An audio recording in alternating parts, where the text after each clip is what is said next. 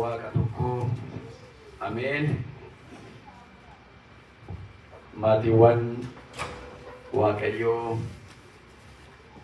Waaqayyo kan isin jaallatu, isinis kan isa jaallattan, sanbata barii kanaan mana kiristaanaa Fayyisaa Addunyaatti qaamaan argamuudhaan akkasumas immoo kallattii miidiyaa hawaasaatiin sagantaa keenya kana hordoftan akkam bultanii, akkam jirtu, akkam yoo nageessan. Maqaan Waaqayyoo keenyaa, uumaa keenyaa, tiksee keenyaa utuu nu isan beekin kan dursee nu beekee, kan nu uumee yoo naannu ga'ee, galanni bara baraan dhalootaan isaaf haa ta'u. Guyyaa har'aa wangeela Yohaannis boqonnaa 2:1 irratti tokko jalqabee amma 14tti waan dubbifamee jira. Isa hundi keenya waliin hubanna. Waaqayyoon barsiisaa, ayyaanni Waaqayyoo qalbeeffachuu nuu kennaa. Waan dabarsuu barbaade Waaqayyoo hunda keenyaaf akka nuu dabarsutti anaaf humnan ittiin haasa'u, isinis immoo isattiin dhaggeeffattanii qalbii ittiin godhattanu ayyaana isaa hunda keenyaaf Waaqayyoo haa kennu. Mata dureen barumsa keenyaa waanuma inni isinitti hime godhaa kan jedhudha. Waanuma inni isinitti hime godhaa kan jedhu wangeela Yohaannis boqonnaa 2:5 irratti kan argamudha. Jecha kana kan dubbate haadha gooftaa keenyaa Yesuus Kiristoos giiftii maarameedha. Kan isheen kana jette immoo Qaanaa Galiilaa bakka jedhametti jechuudha. Bakki jarri turan bakka cinni itti gaggeessamu cinarratti turanii jechuudha.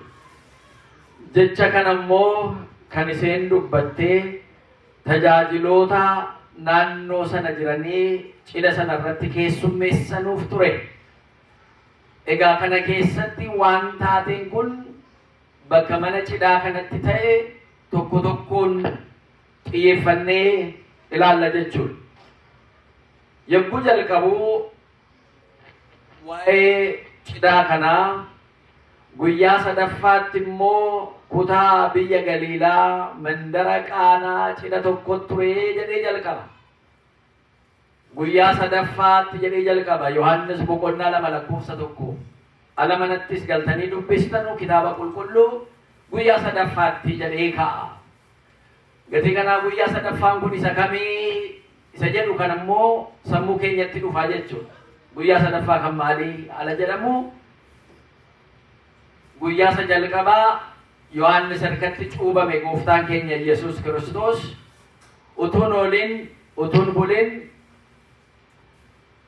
baddaatti ol ba'ee guyyaa 40 fi halkan 40 soomaan dabarsee jechuudha. Inni kun akka guyyaa lammataatti hojii inni godhe keessaa akka guyyaa lammataatti fudhatamaaf jechuudha. Guyyaa sadaffaan achuma bakka soomuu, bakka tsalootii yookaan galateeffannaatti godhu sanarraa akka guyyaan ifa halkan 40 dhufee Qaanaa Galiilaa bakka jedhamutti bakka cidhi ture sanatti argamuusaa kana ibsaa jechuudha. Kanaaf guyyaa sadaffaatti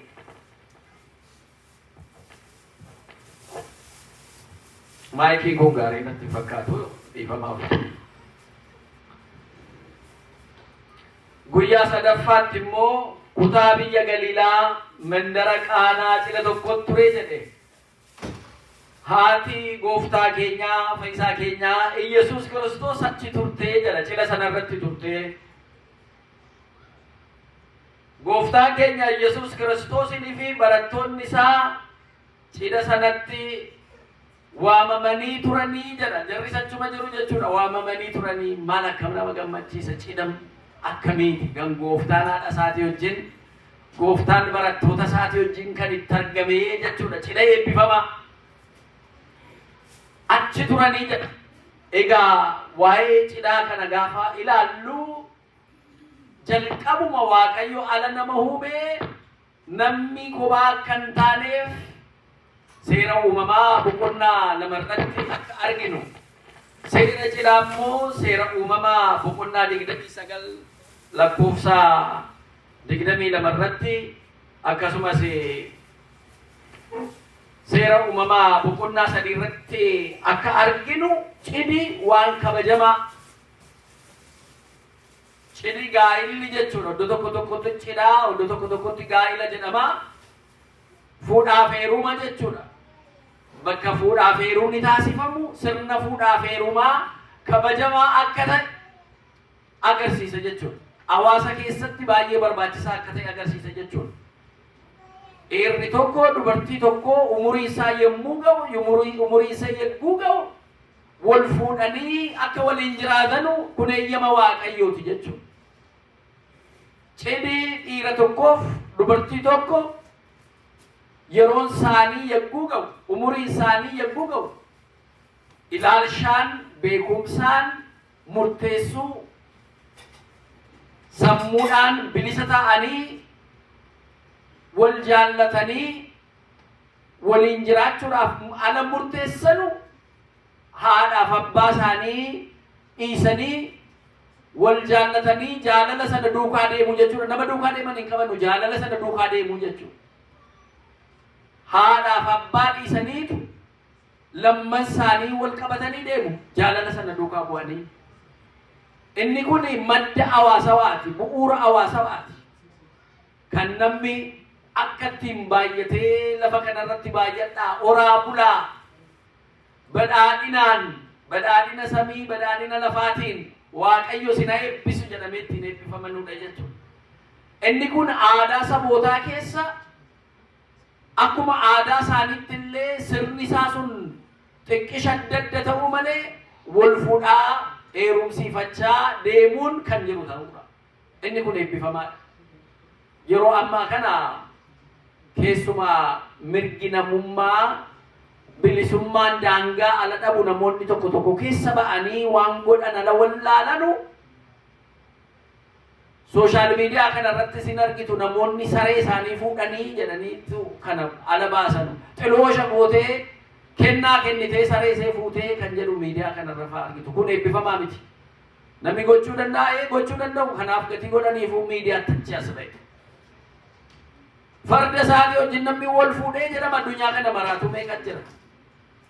Kun hin jiru, eebbifamaa miti. Isa kanarratti cidha kanarratti giiftiin keenya maaramiin hin argamtu. Gooftaan keenya barattoota isaatii wajjin achittis hin argamu jechuudha. Cidhi eebbifamaan isa abbaan ilmaa intala isaatti ergatee, intala firaatti ergatee yookaan firoomsuu barbaadu sanatti ergatee firri firamu fuudhu gatii kana gara fuuldureetti firoomsachuudhaaf kan barbaadu sana isa ilmi isaa jaallatee sana intallis immoo ilmicha jaallattee waliin jiraanna kanaan booda du'a malee addaan kan nu baasu hin jiru jedhanii eeyyamaan walitti dhufanuu jechuudha. Cidhi kun cidha eebbifamaa.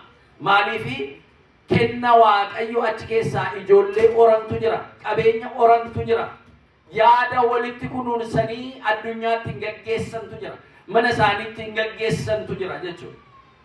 Gati kanaatiif eebbifamuu namaa keessatti cidha akka kanarratti Waaqayyoon waamuun maal namichi kun akkam eebbifamaadha. Namni cidha kana qopheesse cidha akkam eebbifamaadha. Sagantaa tokko qopheessitanii nama kabajaa ala waammattanii nyaataaf dhugaatii qopheessitanii akka sirnaatti nama sana gaggeessuudhaaf mudhii keessan hidhattanii haadholiin obboleettonni inni dhiiraas immoo saqqii isaa kana cimsee hidhateetu keessummeessa jechuudha. Guyyaan cidhi godhamu guyyaadhuma sanatti nyaatiif dhugaatiin qophaa'aa miti, dursee qophaa'a. Inni kaan ji'a ja'a jedhee qophaa'a, inni kaan ji'a sadii jedhee qophaa'a, inni kaan ji'a tokko tafe jedhee qophaa'a akkuma isaatti jechuudha. Garuu qophiin inuma jira jechuudha. Nyaataaf dhugaatii wajjin gammachuu wajjin jechuudha. Kanaaf inni cidha kanaa seera uumamaa sanaa wajjinis walitti waan isa fidu jira. maaltu isa fidaa? Maaltu walitti fidaa la jettan? Namni cidha deemu uffatuma qulqulleeffatee, harka isaa qulqulleeffatee, qoonqoo isaa qulqulleeffatee dhaqa nyaachuu dhuguu akka jiru beekaaf dhaqa jechuudha. Qophaa'ee dhaqa.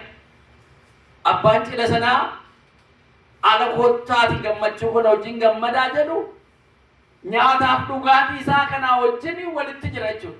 Biyya keenyatti hin beektu namni cidha qabu dugda wal baasa.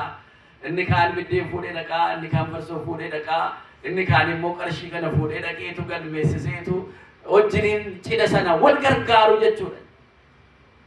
Alamma magaala keessa galtan iddoo tokko tokkotti dunkaan sabaarii kan jedhan jira. Tokko tokkotu waamamin kan dhufee waanuma dhiyaate sana nama waan nyaatee hin quufne kan fakkaatu xarageedhuma waan argate nyaatee deemuun jira. Waa tokkotu gumaachas hin godhin utuu waamamin dhufee jechuudha.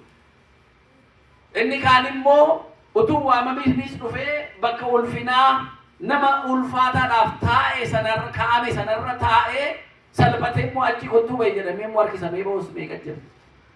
Isa kanarraas Waaqayyo nama oolche.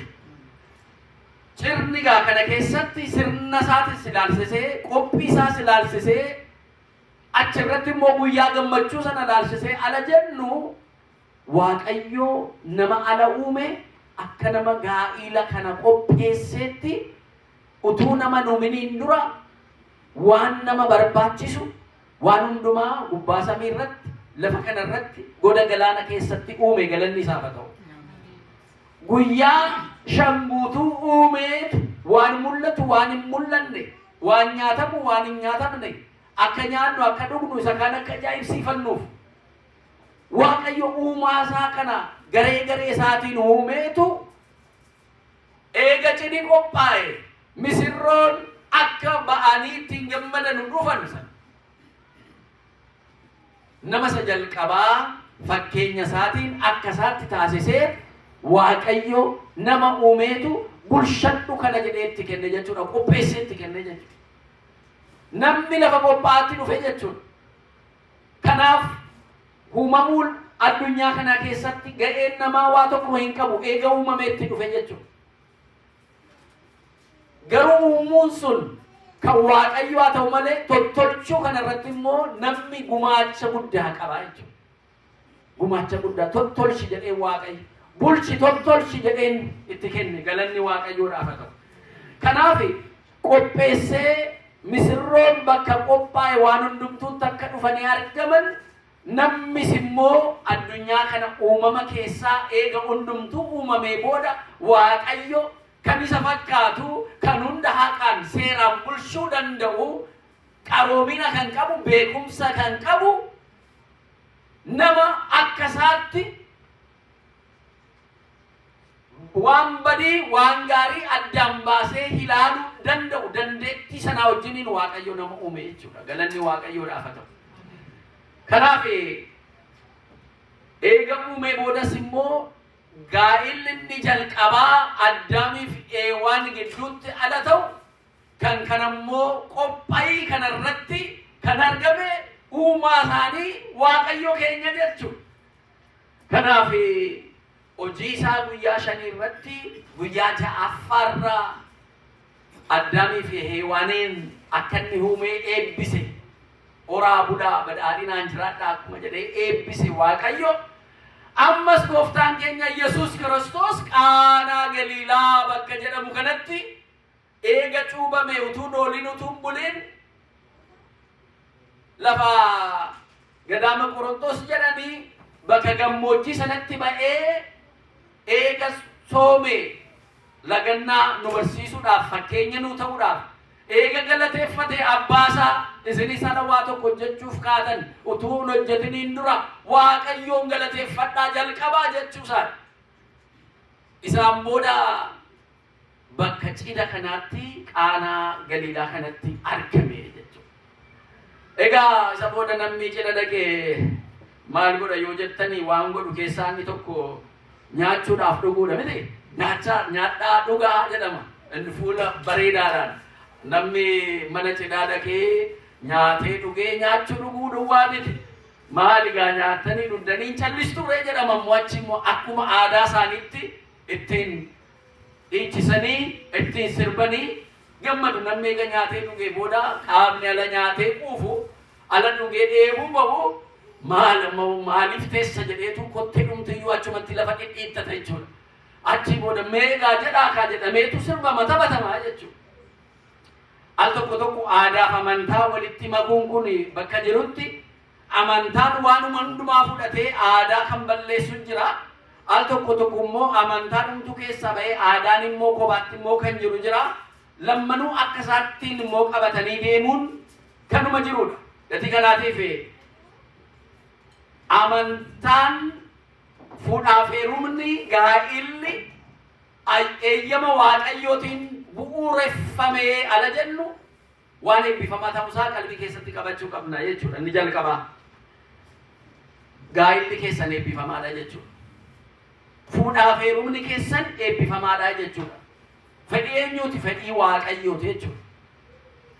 Ilmi laallatee intalli laallattee ilma walii galanii waliin jiraanna jedhanii wala fuudhanuu malee bu'uurri isaa kan hundeesse waaqayyoodha jechuudha.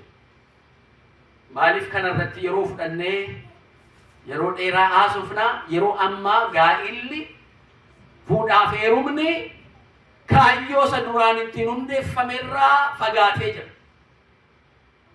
Fuudhaaf heerumni yeroo ammaa kan waaqayyo keessatti argamu, kan giiftiin keenya maharamiin keessatti argamtu, kan duuka bu'oonni bartoonni gooftaa keenya Yesuus Kiristoos keessatti argaman utun ta'in yeroo ammaa al tokko tokko inni aangoorra jiru aangoo isaa agarsiifachuudhaaf, inni qabeenya qabu qabeenya isaa sana agarsiifachuudhaaf, inni maatii guddaa qabu maatii isaa sana guddaatti agarsiifachuudhaaf ala ta'ee jedhu yeroo ammaa gaa'illi kun sodaachisaa ta'aa dhufe. Seerri immoo gaafa hundeeffamee eega wal fuutanii namni wal fuudhe tokko seera gaa'ilaatiin jechuudha. Seera gaa'ilaatiin namni wal fuudhe tokko qabeenya isaa bakka tokko godhata. Yaada isaa duwwaa miti. Qabeenya isaa bakka tokko. Bulchiisni isaa bakka tokko. Lama ta'aniitu mana sana bulchuu jechuudha. Kanumaafuu dadhabdeetti jedhee hin barannees jedhee isee irraa addaan hin ba'u jedheetu isee wajjin ta'a. Iseenis immoo akkana dadhabaadha jedhee hin qabne hin horanne jedhee isarraa addaan hin ba'u jetteetu waadaa galtee jaalala sanaaf waadaa galtee waliin jiraata. Yeroo ammaa kana bakka tokko tokkotti gaa'illiyyuu biizinasa bakka ta'etu jira jechuudha. Al tokko tokko baankiraaptii irraa iskeep gochuu yookaan immoo qabeenya isaanii taaksii irraa yookaan qabeenya walitti dha'amee jiru mootummaadhaaf waan qaban irraa taaksii gati godhamanuuf ala baay'ee namoonni gurguddaan biyya kanas jiraatan yoo argitan qabeenyaan beekamanii daayivorsi godhu oddoo lamatti hiratu jechuudha. Qabeenya sana kophaa ba'aniitu kophaa jiraatu. Isin taaksii avoid gochuudhaaf iyyuu gargar baatanii jedhee immoo hawaasa ijaaree mootummaan jechuudha yookaan seerri hawaasa waa ijaaree lakki jarri kun booda walitti deebi'uu danda'uuti mee achumatti amma danda'ametu walitti dhufin akka waliin jiraatan immoo ilaalaa jedheetu seera biraa immoo irratti uuma jechuudha. Egaa isa kanarraa waaqayyo nu haa oolchu. Inni jaallatee fuudhe yoo seen amanuullee qabaatte amantiin qabaannellee isee afuudhuu iniikinii jedha. Maaliif gaa'illi kun waan guddaa gati ta'edha. Yoo inni amanu iseen amantaan seellee akkasaa yoo ta'u dhabaate iniikinii jedha. Gaa'illi bu'uura guddaa akka qabu agarsiisuudhaaf jechuudha. Waan waaqayyo tokko taasisee gargar baasuu hin danda'amuu jedha. Inni kun gaa'ilaaf waan kennameedha. Hiika baay'ee achi keessaa qabna. Bara durii gaa'ila kana keessatti rakkoo adda addaatis hin ture. Kanumaafuu seerri adda addaa immoo ba'aa ture. Waliin hiikina haadhaaf abbaa dhiisee isee wajjin ta'a. Iseenis immoo haadhaaf abbaa ishee dhiistee isaa wajjin taa'atii ala jedhamu. Gaa'illi kun eebbifamaa ta'uusaa agarsiisa.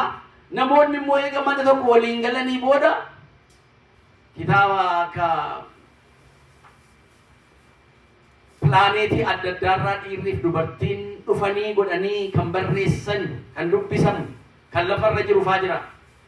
Males from Mars, women's from Venus, kan akka jedhamuufaa filosoofii dhiiraa fi filosoofii dubartootaa kan agarsiisan kitaaba qulqulluu kana keessa Salamoon waa'ee dubartoota baay'ee haasa akkaataa taasisuus qaba dubartoota baay'eetti siqeenya qaba gatii tureedhaaf amala isaanii amma ta'inuma beeka jechuuf hin danda'ama. Isa kanarratti gaa'ila amma jennu kana hojii walitti hin dhufu. Kanarraan kan ka'e namoonni gaa'ila sodaatanii kan hafan meeqa jiru. Inni dhiiraa inni isheen dubartiin gaa'ila tuun godhatiin kan sodaatanii hafan. Gaa'illi kan sodaannee irraa itti gaafatamummaa sodaannee irraa fagaannu tun ta'in ofitti amannee gargaarsa waaqayyoon kadhannee kan itti galluudha jechuudha. Kana malee cidha irratti ala deemnu amma cidha keenyaa akkeenyu isiniif eebbisamu jedhama. Akka Abrahaamiif Saaraa isiniif eebbifamu jedhama miti. Kana jechuun Abrahaamiif inni al tokko gara Misraa kana dhaqee haati manaasaa baay'ee bareeddii turte godaanee dhaqee gaafa godaanee dhaquu inni hubate bareedduudha simboo qabdi. Egaa biyya namni boommoo waan isa qunnamu hin beekamu.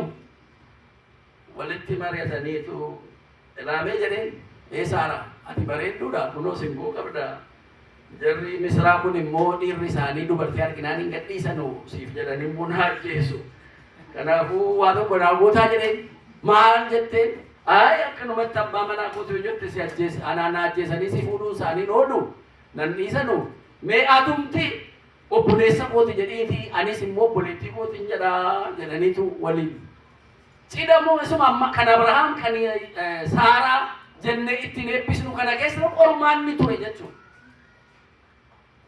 Achi booda maal ta'e yoo jettan naqaa dubbisaan isinii jedha.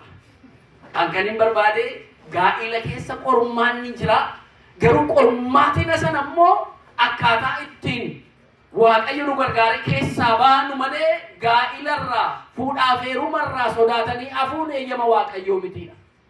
Isa kana beekuun baay'ee barbaachisaadha. Of qulqulleessuun qaamni keenya kun qulqulluu teessoo Waaqayyooti jedha. Temple maal jenna? Templiidha maal jenna? Temple mana Waaqayyooti jenna. Walumatti maqdasa isa jennu sana afaan Oromootiin maal jenna? Garuu kan qulqullaa'e ta'u galma qulqulluu galma qulqulluudha.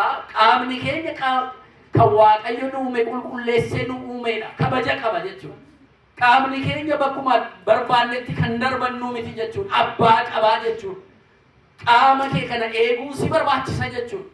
Sagaagalummaadhaan isa ta'u xureessuudhaan isa ta'u qaama keenya akka hin taane gochuun nu gaafachiisa jechuudha. Itti gaafatamni jalqaba jechuudha. Kanaaf egaa inni kun mataasaa kan danda'e kabaja kan qabu kan Waaqayyo eeyyame kan Waaqayyo keessatti argame duraan dursees kan hundeesse kan haaraa keessattis immoo gooftaan keenya Yesuus Kiristoos kan keessatti argame akka ta'e sirni gaa'ilaa sirna eebbifamaa akka ta'e dhaloonni kan keessaa bahu ijoolleen kan keessatti horatamtu qabeenya kan keessatti horatamu tokko ta'uurraa lama ta'uun baay'ee gaariidha kan ittiin jedhamee iseen dhuftee inni dhufee lamman isaanii deebi'anii qaama tokko immoo waliin ta'an jechuudha. Kan eebbifame jechuudha. Egaa kana keessa kan jirtanu gaa'ila keessan eebba Waaqayyoorraa kan argame ta'uusaa hubachuu qabna jechuudha. Kan kana keessa jirru manni nu keessa jiraannu fedhii Waaqayyootiin kan hundeeffame gatii ta'eef yeroo hundumaa mana sana keessatti Waaqayyoon galateeffachuun baay'ee barbaachisaadha jechuudha. Kana keessa kan hin jiraanne gara kanatti dhufu immoo kan yaaddan gaa'illi jechuun cidha jechuun kan Waaqayyo eeyyame kan Waaqayyo eebbise kan Waaqayyo hundeesse gooftaan keenya Yesuus Kiristoosis immoo raajii isa jalqabaa kan inni irratti raawwate jechuudha. Yohaannis boqonnaa 3 boqonnaa 2 lakkoofsa 1 irratti kan arginu. Egaa akka aadaa isaaniitti jarri Qaanaa Galiilaa kanatti argamani hin nyaatu hin dhugu booka kana daadhii jennaa utuu nyaatanii dhuganuu daadhii wayinii jara duraa dhumee jedha. Waan ajaa'ibaati. Namni ganaa guutuudha keessummaan dhufeeraa nyaachaa dhugaa jira. Inga'aa eega jedhamee qophaa'ee booda qophii sana keessa inni mi'aawaa ta'e daadhiin inni nama gammachiisu hundumtuu dhugu sun jalaa dhume irrati jechuudha. Irrina jira. Maal gootu? Dhattanii akka hin binneef dursitanii yoo ittiin malee jarumti gurguran sun iyyuu kana qopheessuu hin danda'anu yeroo sanatti jechuudha.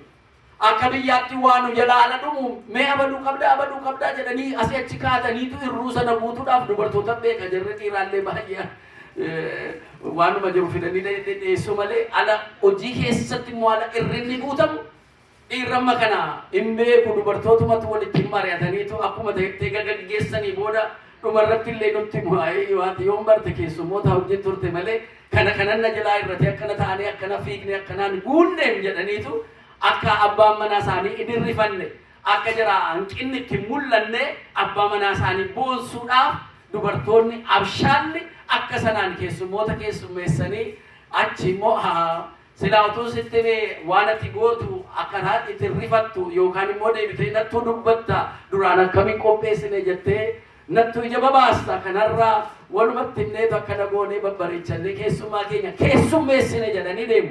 Biyya kanattis yoo ta'e ala waan tokko qopheessitan nama meeqa dhufa jettanii qopheessitu. Teessoo meeqa qophaa'a, nyaata meeqa qophaa'a, maal nyaatu maal dhugu jettanii qopheessitu.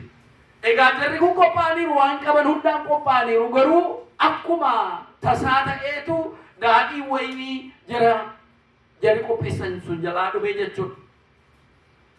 Haati gooftaa keenyaa Yesuus Kiristoos achuma Qaanaa Galiilaa kana keessa jirti. Argite dhiphachuu isaanii argite. Dhiphachuu isaanii jarri keessummeessan na'uu isaanii hin argiti. Ala waa dhumuu egaa jarri keessummeessan waan ittiin buusan kana qabanii dhaqanii bakka daadhiin sun jiru waynii sun jiru fidanii bubuusu hundumtuu tarree qabatee dhaabbate. Inni duraan dhaqes hin deebine inni boodarra dhaqes tarree qabatee dhaabbate maal jennaan hin dhume. Kanarra Rabbi nama oolchu. Dhugaa waa qopheeffattanii namni keessummeessuudhaaf toora qabatee inni keessummaa taa'ee utuu eeggachaa jiru hin dhume ala jedhamu akkam naatu akkam irrifattu. Garuu giiftiin keenya Maariyaam achi turte. Daadhii waynii hin qabanu jetteetu gooftaa keenya Yesuus Kiristoositti ilma seetti daadhii waynii jalaa dhumeen jetteetti himte jechuudha. Waan ajaa'ibaati. Rakkatanii jiru jetteen daadhii waynii inni minyaa'aa kuppii kana keessaa inni dhiyaatu inni minyaa'u waynii daadhii waynii sun jalaa dhumee jira jetteen itti. Yogguu kana gooftaan keenya Yesuus deebisee haadha koo alaa asirratti maal jedhaa kun sirraachuu qaba haadho maaliif hojii koo keessa lixxaree waan gochuuf yeroo koo waa gochuuf yeroo koo amma miti yeroon koo amma hin geenye jedha. Maa hojii koo keessa lixxaree inni jedhu suni nagarsiisu asirratti kitaaba hiika isaa kanarratti kanaaf kitaaba qulqulluu ala hiiknu bu'uura isaa ganamarraa hiikame sanaan fudhannee yoo hiikne malee yookaan namoonni kitaaba hiikanu theological concept dudda booda jiru sana yoo hubachuu dhabaatanii hiika isaarratti hanqina agarsiisu keessaa isa kana jechuudha. Maaliif haadha koo maaliif hojii koo keessa lixxaree kan jedhu kitaaba afaan biraatiin hiikame keessallee hin jiru jechuudha. Kun sirraa'uu qaba. Waa gochuuf yeroo koo ammallee hin geenye jedhee seenaa deebise.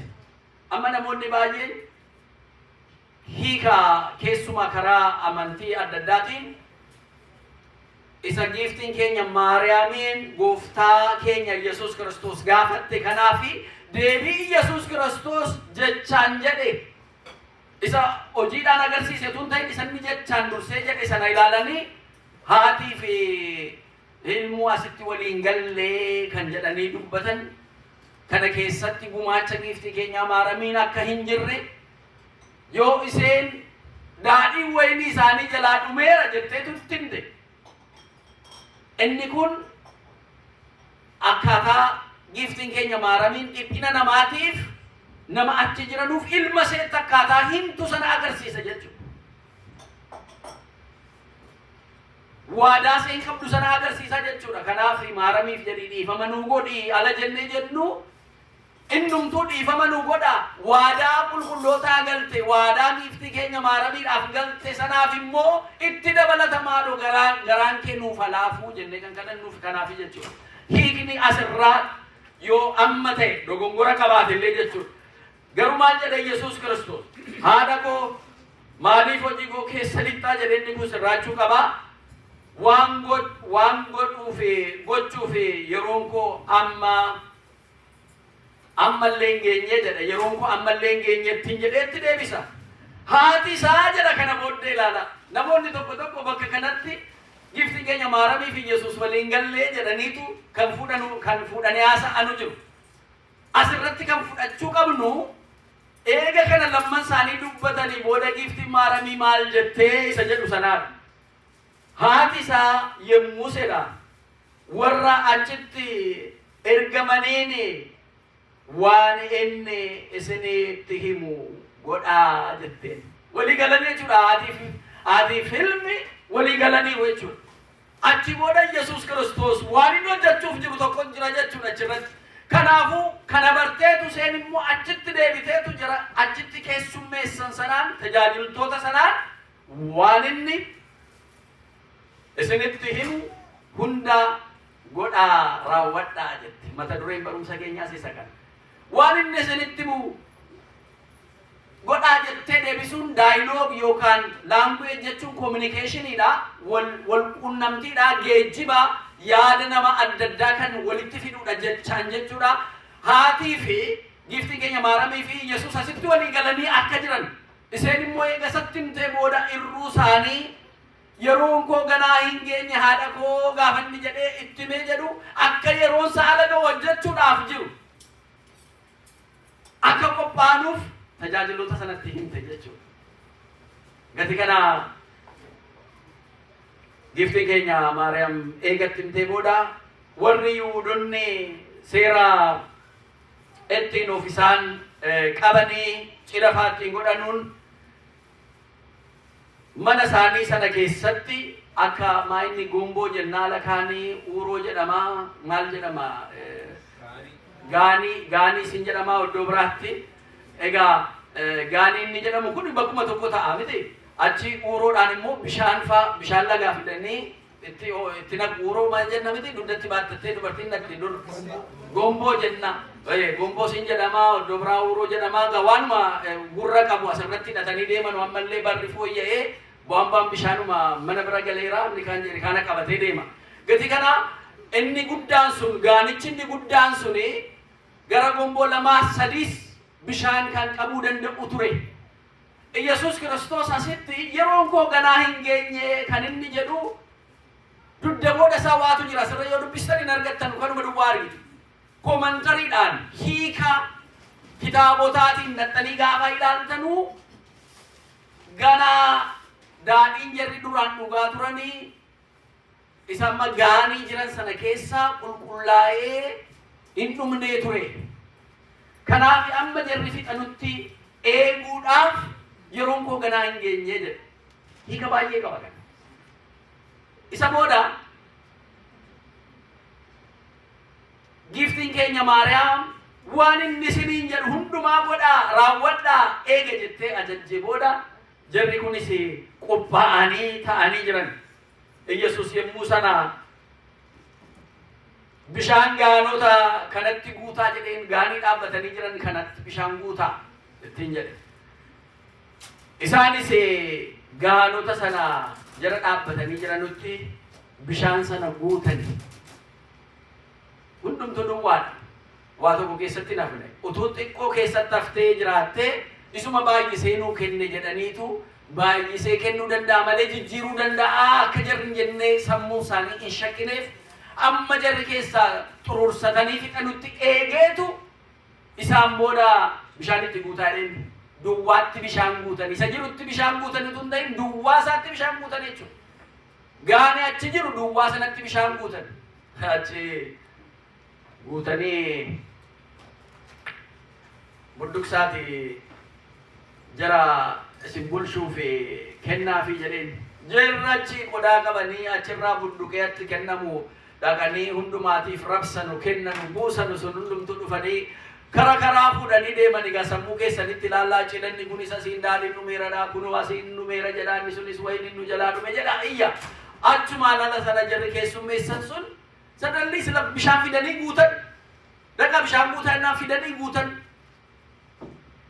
Dhagaa budduqsaati kennaafi gaafa jedhu sammuu jaraatti kan beekanu ajajamuu duwwaadha. Waa tokko gochuun qabanu jarri kun waan inni isiniin jedhu godhaa jetteen.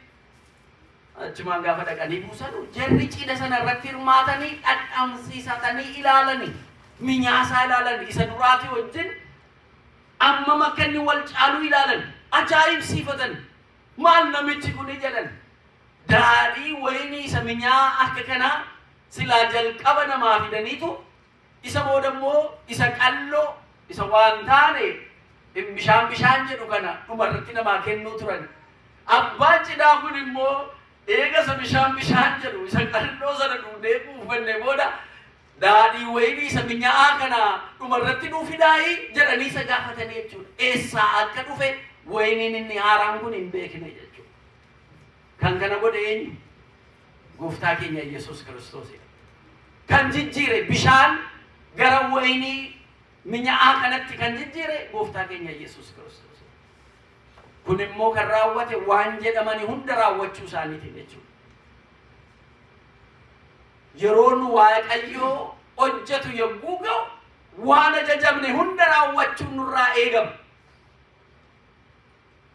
Waa raajii baay'ee eegganna laphee keenya keessatti waa'ee jireenya keenya tokko tokko waa'ee waloomaa keenya tokkummaa keenya akka kiristaanaatti akka ortodoksiitti waan eeggannu qabna.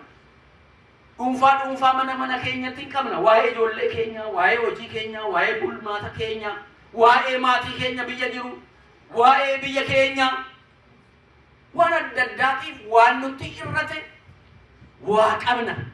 Sammuu keenya rafitii kan nu dhowwu, guyyaa boqota kan nu dhowwu nu keessa jira waan nutti dhaga'amu. Yeroo malee kaasnee yoo hojjenne dhingoonas yoo jenne hin ta'u. Dadhabuu dandeenya, itti dhama'uu dandeenya.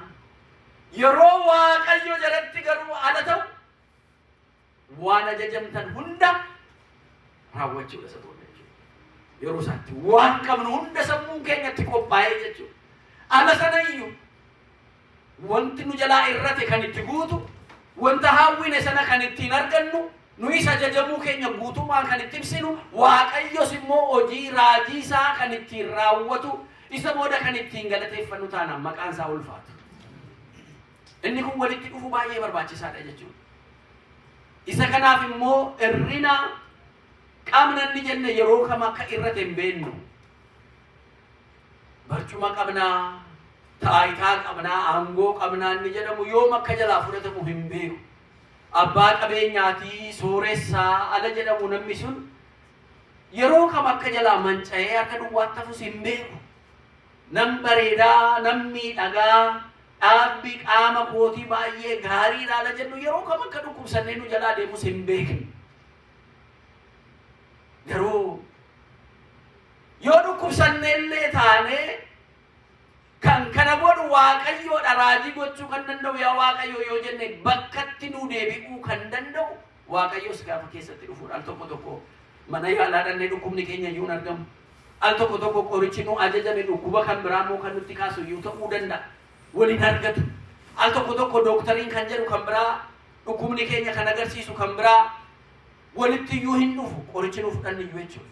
Garuu Waaqayyo gaafatti dabalamu, ayyaanni Waaqayyo gaafa irra bulu isa duwwaa lapheen keenya yaa Waaqayyo sin qaba. Dooktara biran naqaa jira malee kan na fayyisu si'i.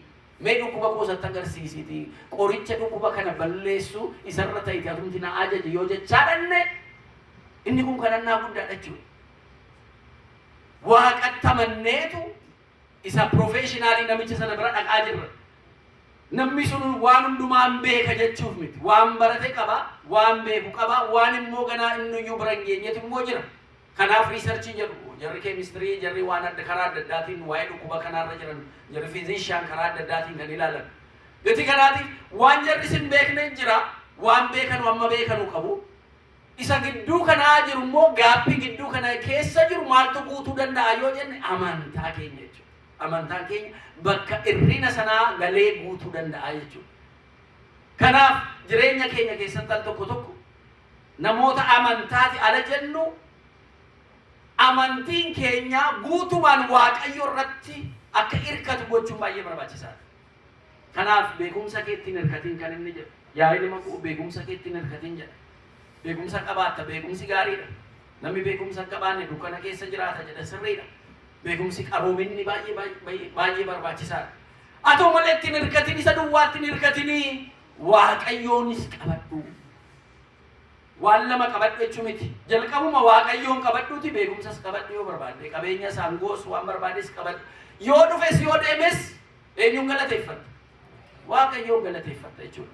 Waaqatu kenne, waaqatu fudhate jettee teessa malee maal mataa dhukkubsachuu, abdii kutachuu, finyoo mormatti ofidhanii of fannisuu, meeshaa addatti godhatanii ofitti dhukaasuu kana barbaachisu jechuudha. Kanaaf jireenyi kee hawaasa waan illee gaarii sii ta'a jechuudha.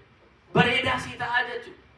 Nama of beektu taatee, nama waaqa beeku taatee, waan yoo argattes yoo dhabdes waaqayyo kennee waaqayyo fudhate jettee rafiitii gaarii raftaa jechuudha. Namoonni tokko tokko siree gaarii qabeenya isaaniitiin hin bitatu garuu rafiitii gaarii hin qaban. Maaliif? Yeroo waaqayyo hojjetu kun akka qaanaa gali yeroon koo gadaan keenya eega waaqayyo jechuudha. Hojjechuudhaaf jira garuu yeroon koo hin geenye ammayyuu jarri aangoo isaaniitti boonu yeroon koo gadaan geenye ammayyuu jarri qabeenya isaaniitti boonu qabeenya isaaniitti hirkatu yeroon koo hin geenye ammayyuu beekumsa isaanii boraafatanii jiraatu yeroon koo hin geenye jedha gooftaan keenya. Kanaaf lakkii yaa waaqayyo hundumtuu kan keeti yeroon koo ga'eera jedha kaala sana. Hundumtuu kan keeti yaa waaqayyo situ qabade yeroo sana hojjeta. Saba keenyaaf kan hojjetu waaqayyoon ala jennu ana baay'ee kanaaf mee akkoo keessan akaakilee keessan mee yaadadhaa gara boodaatti dhaqaati. Jara akkuma addunyaa kana madaaluuni beekumsa addunyaa kanaa hin qabanuu jara jedhaman sana. Maqaa isaanii illee barreessuu kan hin dandeenye abbuudduu harka isaaniitti qalama kanatti dibaniitu mee asitti godhu jedhaniitu isaaniiyyuu eenyummaa isaanii akka waraqaa keessa isa jiru kanaan itti agarsiisaa jira turan sana mee yaadadhaa. Ijoollee horatanii qabeenya horatanii jiraatu. Abalu abbaa abalu ijoollee meeqa qabda? Maali ka waaqa kenne maal lakkaa'u barbaachisa ijoolleen kan waaqaati siin jedha. Qabeenya amma kana qabda horii amma kana qabda maal horiin kan waaqaatiin siin jedha. Waaqa irratti hirkatee jiraata. Isa kanatu eebba abaabilee keenyaa kanatu asiin nu ga'e galanni waaqayyoof haa ta'u.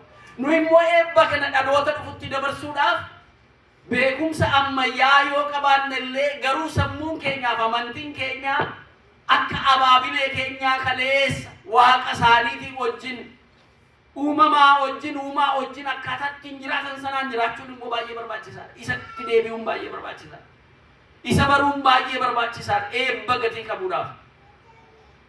Modernization yookaan amantii modernii ta'ee amantii akka kana addunyaa irratti akkana ta'e ala jedhamu namoonni eenyummaa isaanii kaleessaa irraa buqqaanii eenyummaa haaraa ofitti kennanii yookaan isa haaraa hin taane yookaan isa kaleessaa keessa jiranu gidduudhumaan qilleensa keessatti afaniitu kan rakkatanu meeqatu jira jechuudha.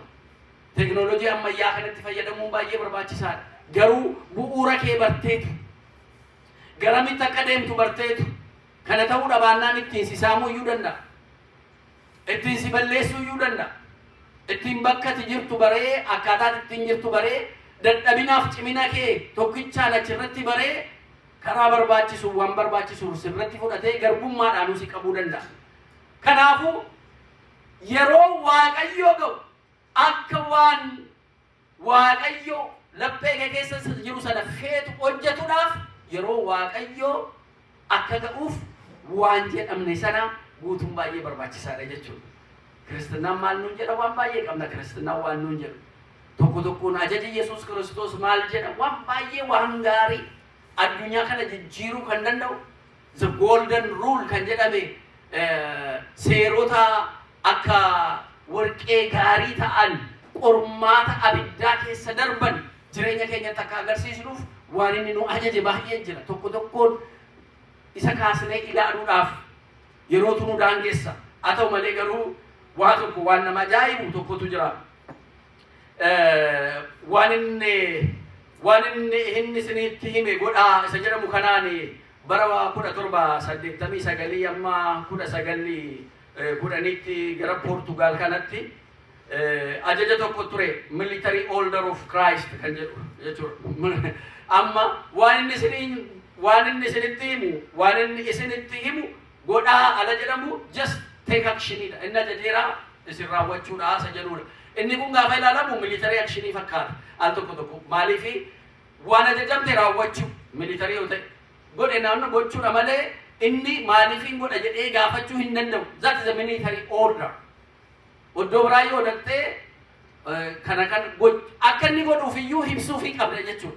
Kana ibsitee maal jettee gara military taladhattu garuu defend gochuudha yeroo hundumaa isaa gati kanaatiif waan ajajame sana aluma sana raawwata. Amma gidduu kana namichi social media keessa deemu tokko argitaniittu nuyi dhiiga keenya bakka barbaannetti dhangalaasnaa akkamitti dhiigni keenya bakka kana booda mana kana keessa ta'aati mari'adhaa jedheetu paarlamaa irratti biyya keessatti laasa jechuudha. Military orderiidhaan rakkinatti fiduu danda'an kun jechuudha.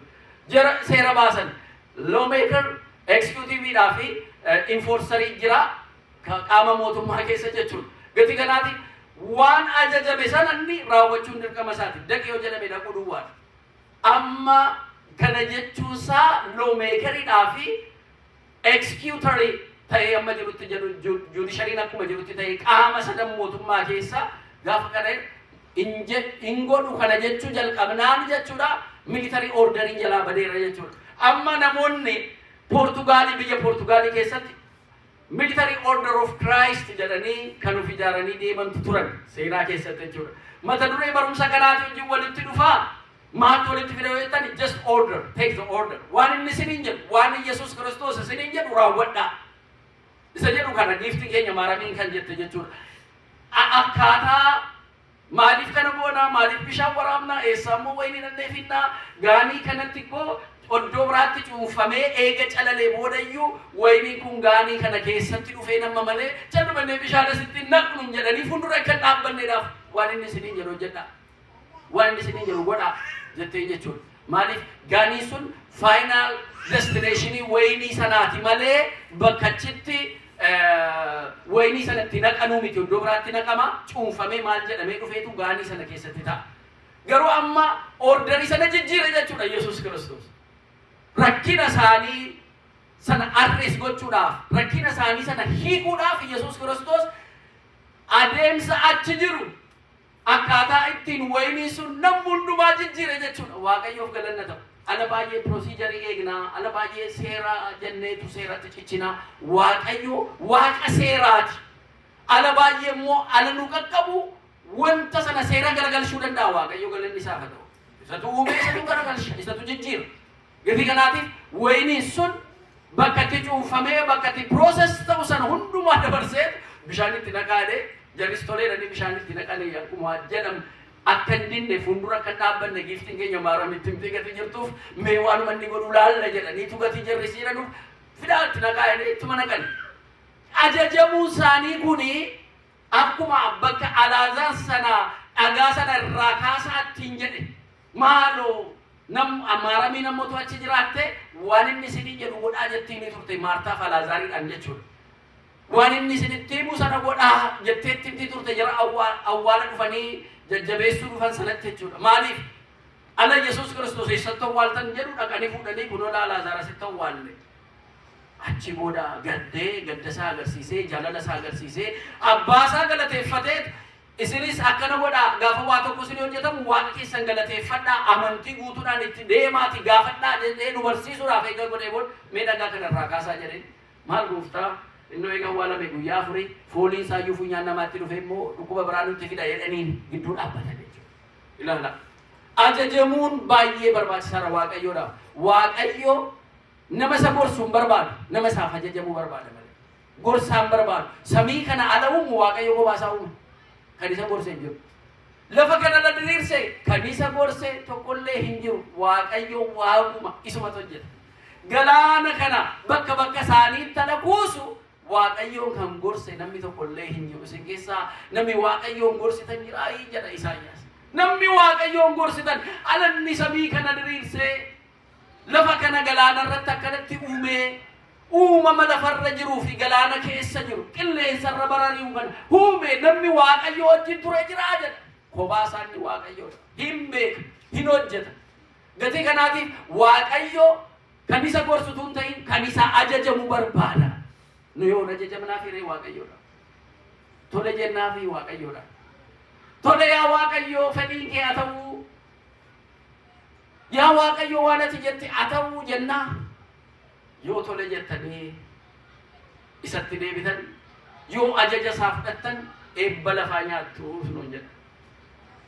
Yoo tole jettanii isatti hin deebine garuu seefa isaatu iyyuu isin nyaataa nuun jedha. Kanarra Waaqayyo nu haa eegu. Ishi jennee tole yaa Waaqayyo jennee isa abboomamnee isa ajajamnee eebba lafaa akka nyaannu, akka baay'annu, akka nageenya argannu, akka gaaffiin keenya irrinni keenya guutu Waaqayyo nu haa gargaaru. Amma dhumaatti kan nu jalqabsiisee nu xumursiisee Waaqa keenyaa galanni isaaf haa ta'u.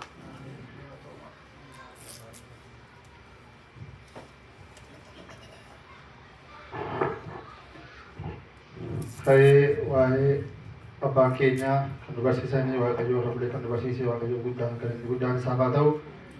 Abbaa keenya immoo wangeela keessaa caqasanii akka gaariitti ibsanii nu barsiisanii Waaqayyo sagalee jireenyaa sana dhageessisu, sagalee jireenyaa sana dhageessisu, sagalee jireenyaa sana dhageessisu. Nutis immoo warri dhageenyee nama ittiin badhatu hin ta'in nama ittiin fayyu taanee dhaaltu mootummaa isaa akka ittiin gallu firee 30, firee 60, firee 100 goonee akka dhaaltu mootummaa isaatii taanu Waaqayyoon dhuma keenyaa nu haa gargaaru, nu haa geessisu.